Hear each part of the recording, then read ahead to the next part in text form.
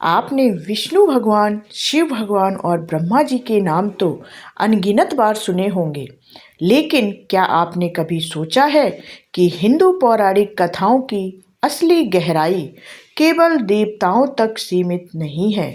क्या आपने उन रहस्यमय प्राणियों पर ध्यान दिया है जो इन कथाओं की पृष्ठभूमि में चुपचाप उपस्थित रहते हैं? कभी सर्प बनकर, कभी पक्षी बनकर, तो कभी जलचर बनकर, तो कभी स्वर्गीय कलाकार के रूप में। पहली नज़र में ये जीव केवल कल्पना लोक के पात्र लगते हैं, लेकिन यदि मैं आपसे कहूँ कि ये प्राणी असल में गहरे दार्शनिक संदेशों, मानवीय स्वभाव और ब्रह्मांडीय नियमों के प्रतीक हैं, तो यही वह रहस्य है जिसे हम आज खोलने जा रहे हैं। यह यात्रा केवल कथाओं की नहीं, बल्कि चेतना, कर्म और जीवन के सत्य को समझने की है। अक्सर यह मान लिया जाता है कि हिंदू माइथोलॉजी केवल देव दानवों की लड़ाइयों और चमत्कारी शक्तियों की कहानियों का संग्रह है, लेकिन सच्चाई इससे कहीं अधिक सूक्ष्म और गहरी है। हमारे शास्त्रों में हर रूप, हर आकृति और हर प्राणी किसी न किसी विचार का प्रतीक है। ये कम चर्चित जीव ब्रह्मांड के संतुलन को बनाए रखने वाले मौन प्रहरी हैं। वे हमें बताते हैं कि प्रकृति, मन और आत्मा एक दूसरे से अलग नहीं है। उदाहरण के लिए मकर को ही ले लीजिए। आधा मगरमच्छ और आधा मछली जैसा यह रहस्यमय जलचर केवल देवी देवताओं का वाहन नहीं है, बल्कि यह द्वैत का प्रतीक है। स्थूल और सूक्ष्म का, भय और सुरक्षा का, अराजकता और व्यवस्था का। जल में रहने वाला यह प्राणी उस ऊर्जा का संकेत है जो गहराइयों में छिपी होती है, जहाँ से सृष्टि की गति शुरू होती है। इसी तरह नागों को केवल डरावने सर्प के रूप में देखना उनके प्रतीकात्मक महत्व को नज़रअंदाज करना है। नाग ज्ञान, पुनर्जन्म और समय के प्रतीक हैं।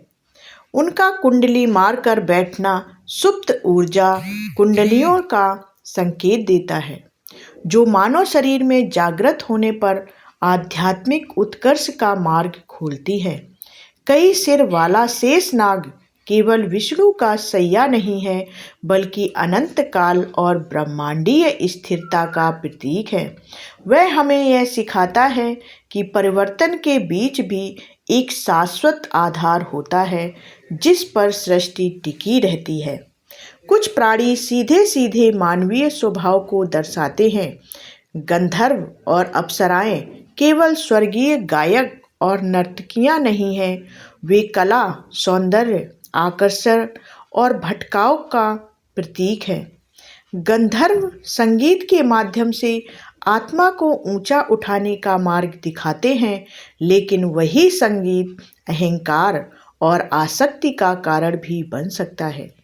अप्सराएं सौंदर्य और आकर्षण की शक्ति को दर्शाती हैं, एक ऐसी शक्ति जो प्रेरणा भी दे सकती है और साधक को लक्ष्य से विचलित भी कर सकती है।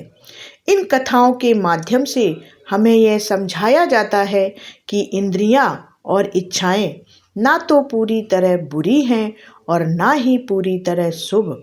उनका सही उपयोग ही जीवन की दिशा तय करता है। जब हम इन प्राणियों की कहानियों को ध्यान से देखते हैं, तो वे जीवन के संघर्षों और आध्यात्मिक यात्रा के रूपक बन जाते हैं। जटायु को ही देखिए, एक पक्षी जो ना तो सर्वशक्तिमान देवता है और ना ही अमर है, फिर भी उसने धर्म के लिए अपने प्राण न्यौछावर कर दिए। रावण जैसे शक्तिशाली योद्धा के सामने खड़े होना तर्क संगत नहीं था, लेकिन जटायु का बल उसकी शक्ति में नहीं, उसके धर्म बोध में था। उसकी कथा हमें सिखाती है कि धर्म का मूल्य परिणाम से नहीं, उद्देश्य से तय होता है। बलिदान, करुणा और साहस, ये सभी गुण उस एक कम चर्चित प्राणी की कहानी में समाहित है। इसी प्रकार कई नाग कथाएं कर्म और परिणाम की गहरी समझ देती हैं। नागों का क्रोध अक्सर अज्ञान या अपमान से जुड़ा होता है, लेकिन उनका समन ज्ञान और विनम्रता से ही संभव है। यह मानवीय जीवन का सीधा प्रतिबिंब है, जहाँ अहंकार टकराव को जन्म देता है और विवेक शांति को। इन प्रतीकों के माध्यम से हमारे ग्रंथ हमें यह नहीं बताते कि क्या सोचना है, बल्कि ये सिखाते हैं कि कैसे सोचना है।